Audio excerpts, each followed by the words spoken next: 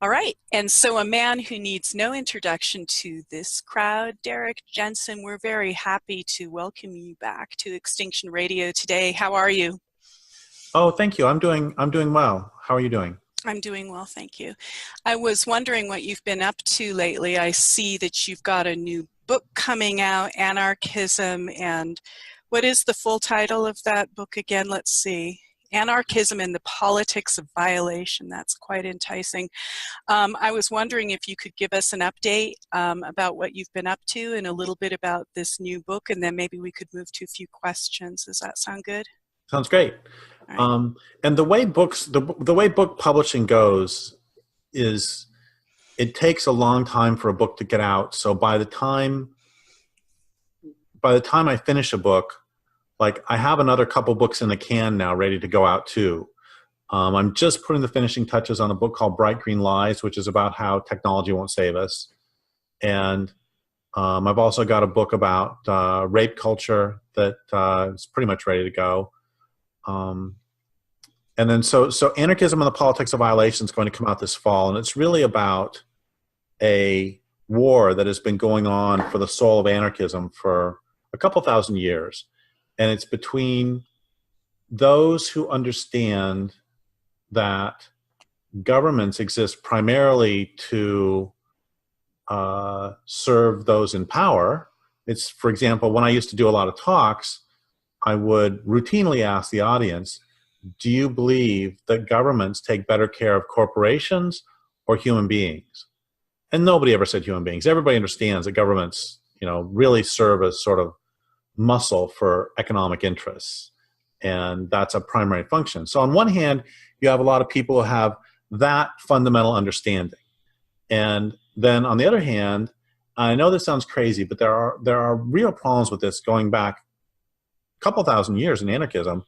On the other hand, you have people who believe that just because those in power make laws, therefore all social restrictions on your behavior are not acceptable, and we must do away with all social restrictions, which is how you can end up with the magazine Anarchy, a journal of Desire Armed, putting out entire issues devoted to promoting pedophilia. It ends up completely nuts, and this is a long problem in anarchism. There's a great line by Kropotkin talking about these anarchists called, Kropotkin is like this great anarchist. He lived about, let's call it 100 years ago, and he wrote many very good books on anarchism, and wrote many very good pieces on anarchism. He was very good. And at one point, he's talking about this group of anarchists called the illegalists. And the illegalists were anarchists who basically believed that because property is theft, Therefore, it is acceptable for them to steal anything they want from anybody they want.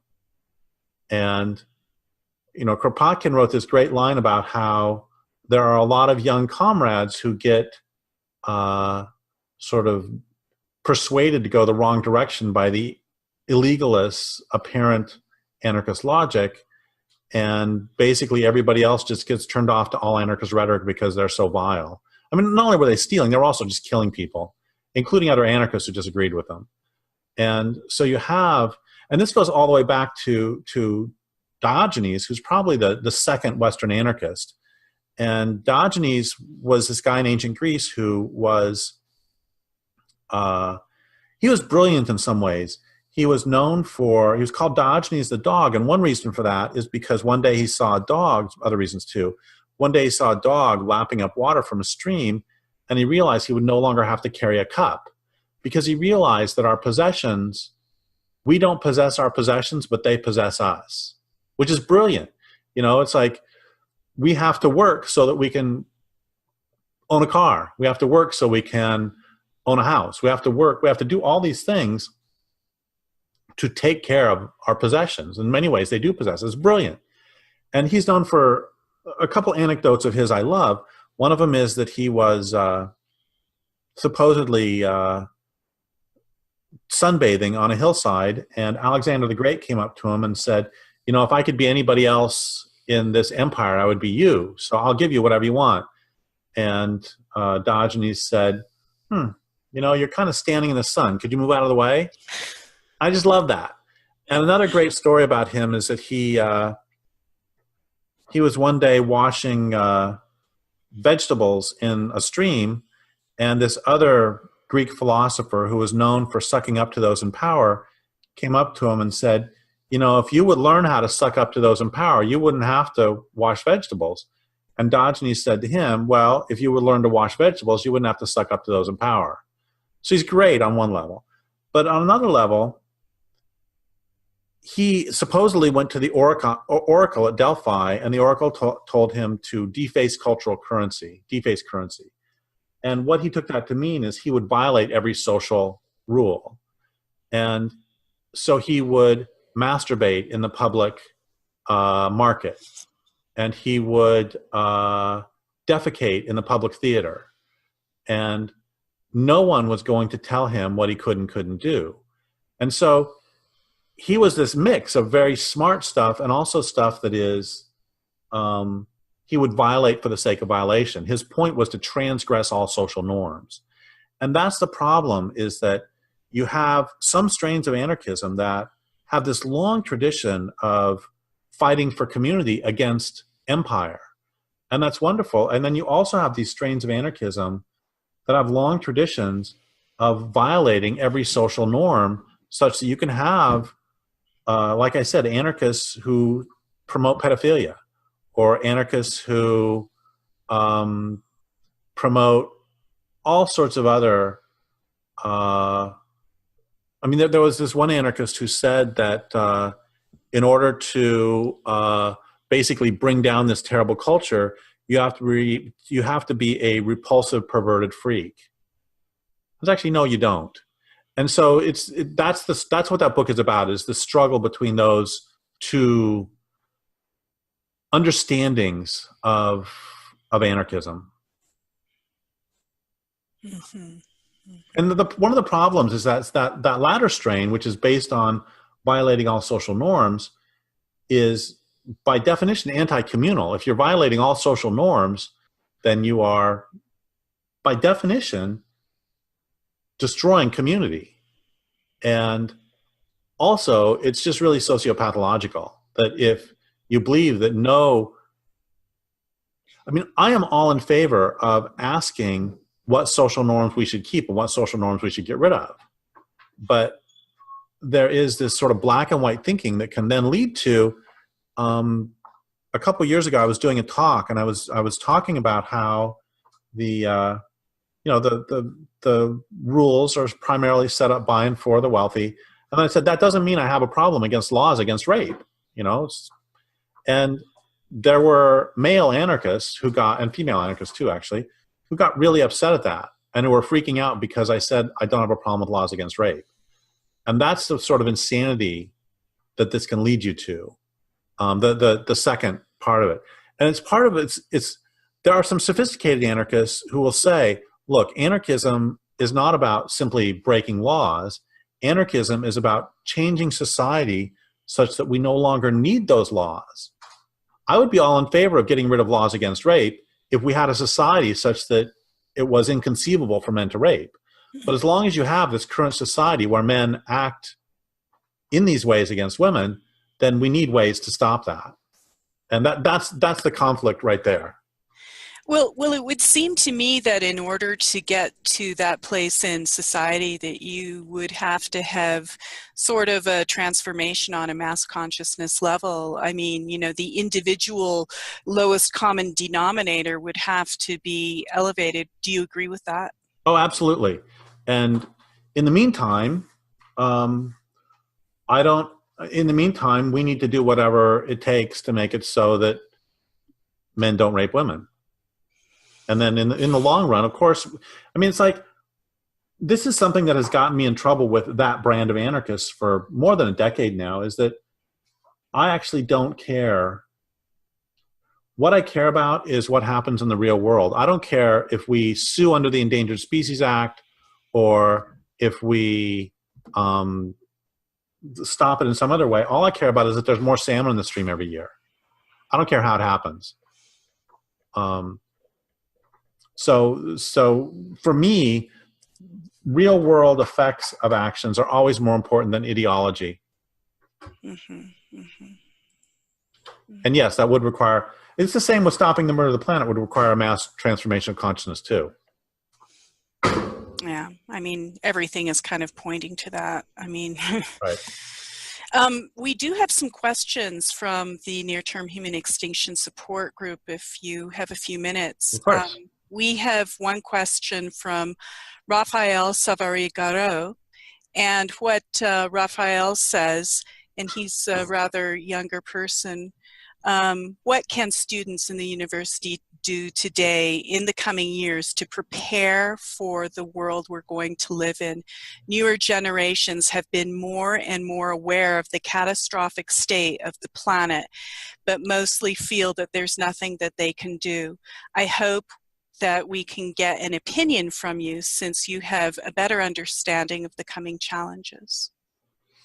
Well, so I'm going to ask you a question first, and then answer this however is appropriate.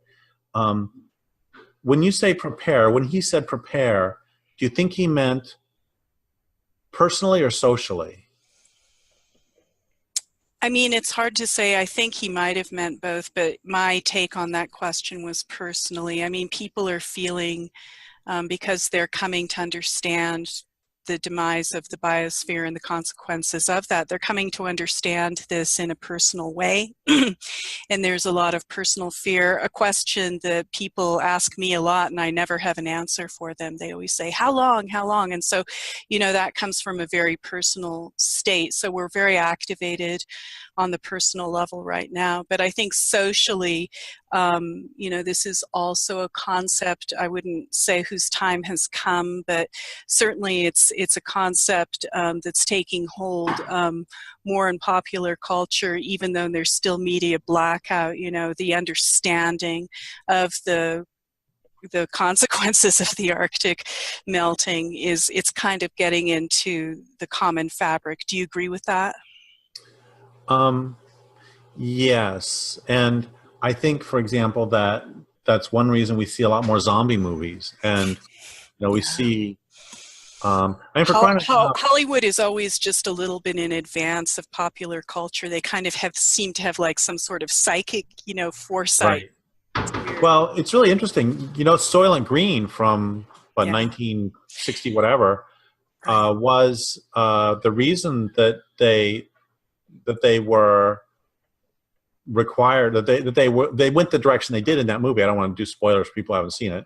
Well, if you haven't seen it yet, you better go see it. It's pretty amazing. I mean, yeah.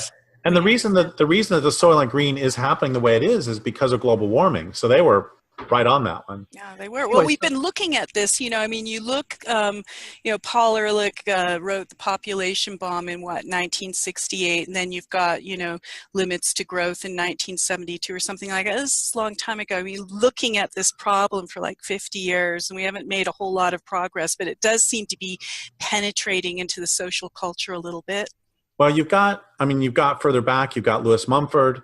You have a couple hundred years ago, you've got Tecumseh, the Shawnee Indian. You've got his brother Chicksika saying that the whole white race is a monster and what it eats is land. And you've got, I just saw this the other day, that there was this Christian, I believe Christian Roman philosopher, Tertullian was the guy's name. He, I don't know if he's a Christian. Anyway, this guy a long time ago who was saying that, the fields don't support people the way they used to. Mm-hmm. And you see this, thousands of years ago, you see, and then there was this, God, who was it? One of the Roman philosophers put language into a probably fictional Celtic warrior saying the Romans destroy the land wherever they go. And so, I mean, this is not new information. Anyway, so back to the questions.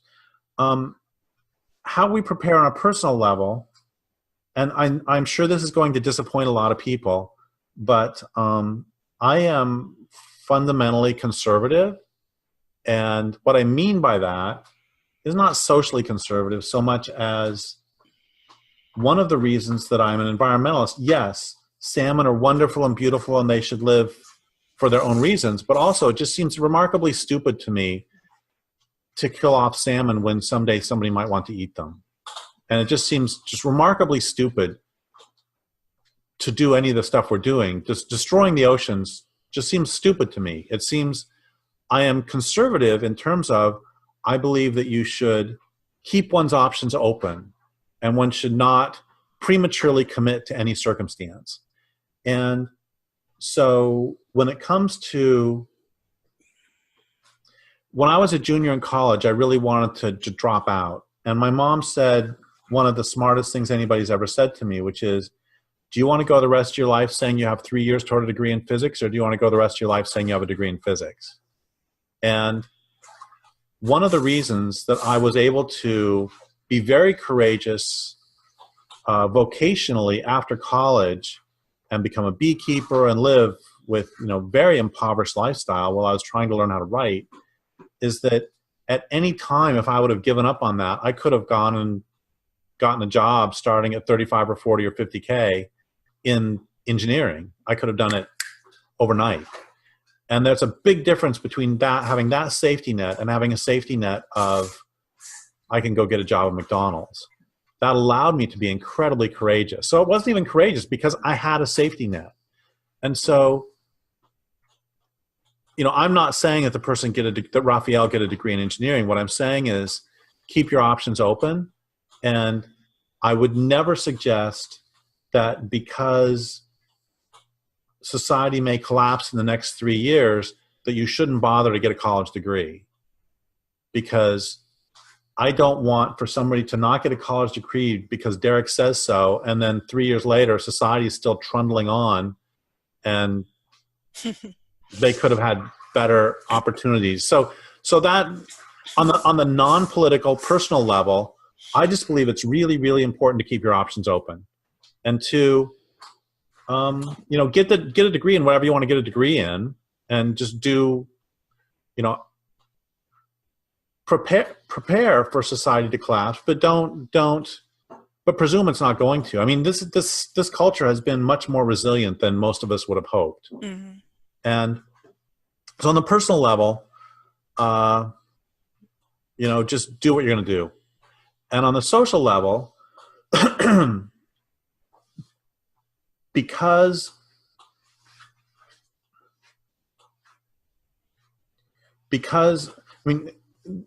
there are some questions that when people write to me to ask, so what should I do about the murder of the planet? I can't tell them what to do. And the reason I can't tell them what to do is because I don't know who they are. And there are so many people who have said to me, gosh, Derrick, you need to stop writing and you need to start organizing. And it's like, I'm a terrible organizer. I can't even organize my pens. And then in addition, I am a remarkable introvert. I don't, like, organizers have to talk to people. And I can't do that. I mean, this is an interview. This is a different thing. This is Derrick Jensen TM. This is not, I remember once I was working with this environmental organization, just doing a phone tree to invite people to a dinner that the organization was having. So it's not even anything bad. You have to call all the members of the organization. And I spent the entire evening dialing 6 numbers of a 7-number phone number. I couldn't dial the last number because I was too terrified to actually talk to somebody I don't know. I have to tell you, I'm exactly the same way. Well, you know, you have to lead with your strength, and, you know, not everybody's meant to do everything. And I think that a lot of times people who do, you know, the deep thinking and the philosophy and the kind of heavy lifting with mental infrastructure and philosophic infrastructure and visionary work are not really cut of the same cloth to do that. And I just don't think everybody should be an organizer. I'm certainly not an organizer. I would be terrified to go to an organizing event, but I could talk like this all day long. So, you know, you have to lead with your strength and what you're made of. So, you know, clearly it's not really meant for you. Yeah, exactly. I was talking to a friend one day, and I said to the friend, so what are you going to do this afternoon? She said, oh, I don't know. Don't have much to do, so I think I'm going to go stand outside Walmart and leaflet. I was like, are you crazy? I mean, I'm glad she did it. That's wonderful work, but that would terrify me. Okay, so whenever people do ask me what they should do, I always give them a few answers. The first one is, what do you love? Because no matter what you love, it's under assault. So do you love frogs? I was just talking to somebody the other day who is completely, totally in love with freshwater mussels, mollusks, clams. And she said, I used to work with amphibians, and I love them, but I really love clams. And clams are completely getting hammered. Clams are freshwater species in North America have an extinction rate about 1,000 times higher than land species. And so if you love mussels, defend them. If you love a place, before we started recording this, you and I were talking about some land that is being destroyed. If you love a place, then defend it. If you love women, like I have this friend who used to run a battered women's program for the state of New York, and now she acts as a court advocate. And she's wonderful. Every man she sees, she says, what will it take for men to stop beating on women? You get in a taxi cab with her, she'll say, can you take me to Central Park? And by the way, what's it going to take to stop men stop beating on women? Do not ever get on the subway with this woman. She's absolutely insatiable. And so I would never ask her, oh, you have to work on salmon issues, because the issue that really drives her is men's violence against women. So what I would suggest, if we presume that Raphael is of college age, so if he's 20, 21, he's not a returning student, I would say that your job over the next 5 years, 6 years, 7 years, is to figure out what it is. You have 3 jobs. One of your jobs is to figure out what it is you love. Do you love salmon? Do you love prairie dogs? Do you love a specific place? Do you love trees? Do you love fungi? Do you love free speech? You know, all of these things are under assault. So find what you love and defend it. That's how I sign copies of Endgame Volume 1, is find what you love, defend your beloved. And so that's the first thing, find what you love. And the second thing is figure out what you love to do.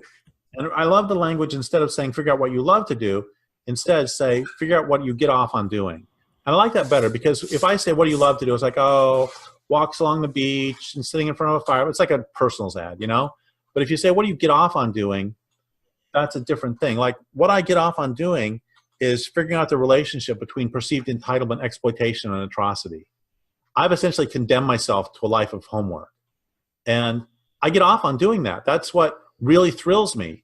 And so find what it is that really you just totally get off on doing. I was trying to protect some forest area one time.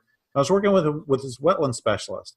And he would dig in the soil, and he'd rub the soil between his fingertips, and then he would compare the color of the soil to a chart. And if the soil was a certain color, it's probably more likely wetland soil, has a higher level of protection.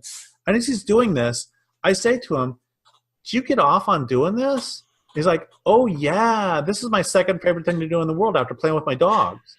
And it's like, that's great because I would hate this. Or another time I was working with this attorney and, I love writing, but I love writing my stuff. I write the world's worst press releases. They're just dreadful. And this attorney, I was writing some legal stuff with her.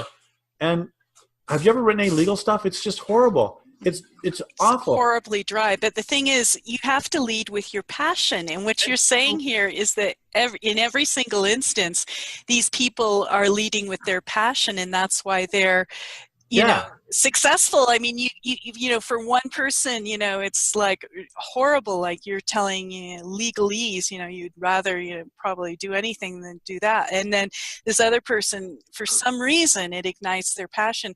And that's what you have to find. You have to find where's your energy leading, find out who you are, find out what is your strength and what really turns you on, and then go with that. And no matter what's happening in the world, at least you're doing the correct thing.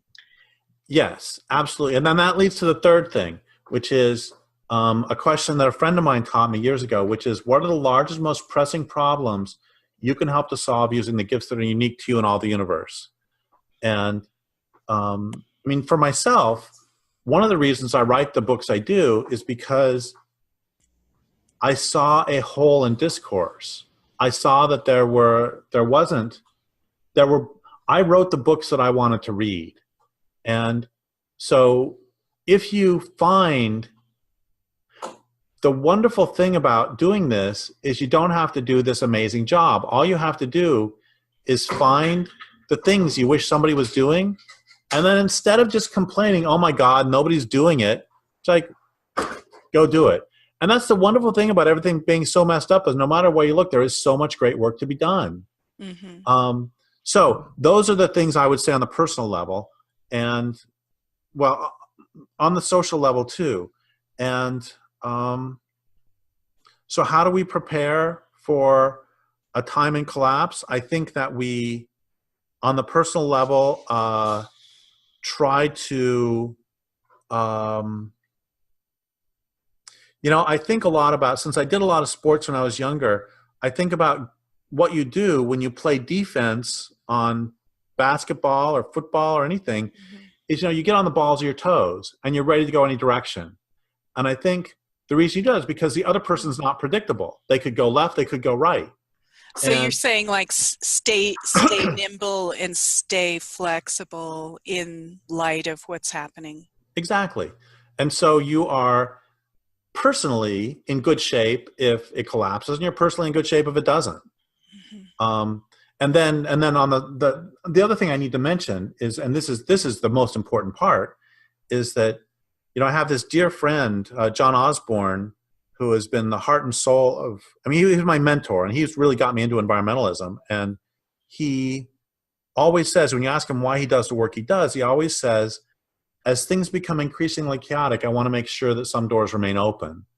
And what he means by that is, if bull trout are still alive in 10 years, they may still be alive in 100. But if they're gone in 10 years, they're gone forever. So it is especially important, as things are collapsing, for us to help the world stay resilient. That ties back to what I said about being conservative, that I want for the world to be resilient, to have coho salmon through this process so that they can help the planet recover. And I want there to be lampreys so they can help the planet to recover. Because every little bit that's missing is that little bit that can't help the world recover from this culture. So that's the most important part, is to defend the world's resilience and the world's ability to stay nimble too. Mm-hmm. Certainly a lot to take on board. Do you have time for one more question? Sure.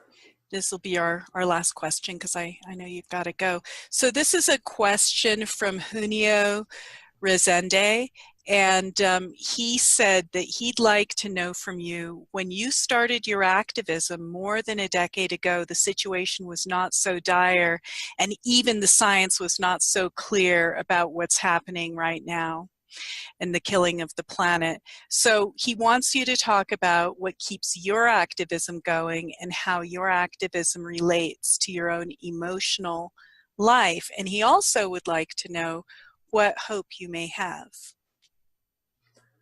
Well, I've been doing this work for about 30 years, actually. And I often think that I often wish that things were only as bad now as they were then. And so, yeah, I'm very aware of how much worse things have gotten. And a few things keep me going. One of them is the understanding that if I want to, I can look away, because the disappearing salmon can't look away, and the clams who aren't having babies anymore because the fish associated with them are not there anymore, they can't look away. And so I recognize that I have the privilege to be able to look away. And also I recognize that I have been given, years ago I interviewed a member of the Tupac Amaristas, the MRTA, a rebel group in Peru. And one of the things he said is, on a global level, the fact that you've been taught how to read and write is a huge privilege. That is not true for a great portion of the planet. And if I have a privilege, it is my responsibility to use that privilege to undercut its own basis. And so, when I feel bad about the world, I think, I could be a stevedore in Mumbai. I could be a coal miner in China. I could be, there are humans who have it much worse than I do. You could be a rice paddy farmer in Bangladesh and be watching your fields go down the river. Absolutely. Absolutely. So that's one thing that keeps me going, is the knowledge that things could be worse for me. And another thing that keeps me going is the fact that if you love someone, you work to defend them. And, this is kind of a dramatic image, but I've been thinking about this lately, that, I'm 57 and my health is not particularly good. And we've all read about like the Bataan Death March, and we've read about various death marches that the people have forced other people to go on. And when I was 20, I probably could have survived one of those. And also I have a really strong will, but I would keep walking until my body completely fell apart. No, I wouldn't want to, but if they were going to kill me otherwise. But now if somebody said to me, you have to walk 50 miles today or I'm going to kill you, I'd be like, just kill me now. I mean, I can't. What's the point? I can't do it. But here's the real point, is that if somebody said to me, you have to walk 50 miles today or I'm going to kill someone you love, I would get up and walk. Because that's what you do for someone you love. There you go. And that's the motivator. Yeah. We'll do more for the ones that we love than for our own selves. Yeah. So that's another thing that motivates me. And also, life is just really wonderful. That's the thing, is there are so many environmentalists who think that if you recognize how bad things are, you have to go around being miserable all the time. But that's not true. I'm a complex enough being that I can hold in my heart the understanding that we're really screwed, but life is really, really good. And that keeps me going too. And also, the stakes are so high. We're talking about life on the planet. We're not just talking about one locality getting destroyed. We're talking about the oceans. And, 100 years from now, people are going to, if there's anybody still around in 100 years, don't know. If there's anybody around in 100 years, they're going to ask, what the hell was wrong with us that we didn't fight like hell when the world was going down? Oh, I'll tell you another thing too. And this is just corny as hell, but I went out for football in 8th grade. And I liked sports, but this was terrible. I was dreadful, and the team was dreadful. Everything's dreadful. Except I've never forgotten something that a friend of mine who was in 10th grade said to me before I went out. He was older and wiser. And he said, now, if you get tired in practice, just keep pushing it, because someday you're going to look back and you're going to wish that you would have tried harder. Mm-hmm. And I know it's corny as hell, coming from a 10th grader to an 8th grader, going out for something as silly as 8th grade junior high football, but it's really true. And that has motivated me to write so many books, because I don't want to die with 5 books still in me. You know, I want to look back at the end of my life and say, I did everything I could, and I could not have done more. And so that motivates me too. And that's not just for that. That's if somebody is a parent, you know, you want to look back and say, I did the best job I could. Or if you are it doesn't matter. And that's especially true when the health of the planet is at stake. It is. I mean, it's a difficult thing to get your head around, you know, but it's happening faster and faster. And it does bring up this kind of inner drive sort of question. And you really want to know that you have done everything possible, and you've kind of wrapped your energy into it and tried to assist and tried to just be available in this time of whatever you want to call it, you know, crisis and, you know, disintegration of the biosphere and life on Earth. It's a profound time, and, you know, we have to stop being distracted by every single thing that's around us, and kind of take stock and, you know, really see what's going on here, you know. Absolutely. Absolutely. All right. Well, Derrick, I know that you've got to go, but it's been such a pleasure to catch up with you today. So thank you so much for spending time with us today. Oh, thank you. And let's do it again. All right. That sounds great. Take care.